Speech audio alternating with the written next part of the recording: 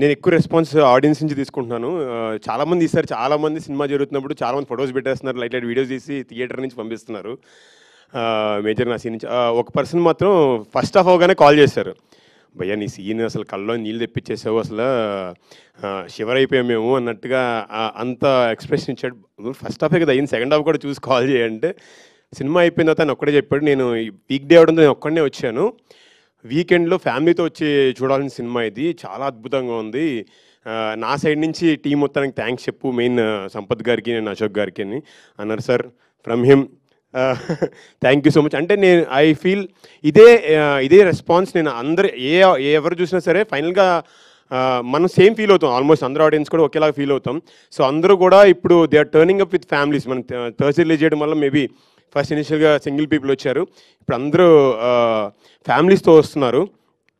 So నేను అందరిని ఒకటే రిక్వెస్ట్ చేస్తున్నానండి, ఈ సినిమాని మాత్రం థియేటర్కి వచ్చి చూడండి. బికాజ్ మనం ఓటీటీలో వస్తే ఎప్పుడు చూద్దామంటే ఆ డివోషనల్ ఎమోషన్ని కంప్లీట్గా మనం ఎంజాయ్ చేయాలి, దానిలో ఇమ్మర్స్ అవ్వాలి అంటే ఆ థియేటర్ ఎక్స్పీరియన్స్లోనే ఉంటుంది.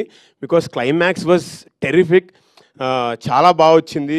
అండ్ ఆల్సో బీజిఎంతో ఆ సౌండ్ ఎఫెక్ట్స్తో చూసినప్పుడు really we can feel it, శివుడి యొక్క ప్రెజెన్స్ని ఫీల్ అవుతాం మనం అక్కడ. అంత బాగా చేశారు తమన్నా గారు అండ్ తిరుపతి.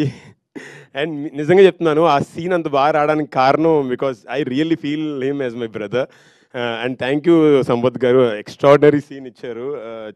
చాలామంది కాల్స్ చేస్తున్నారు, వీడియోస్ పెట్టేస్తున్నారు డైరెక్ట్గా. So I request each and every one, please watch Odela 2 in theatres.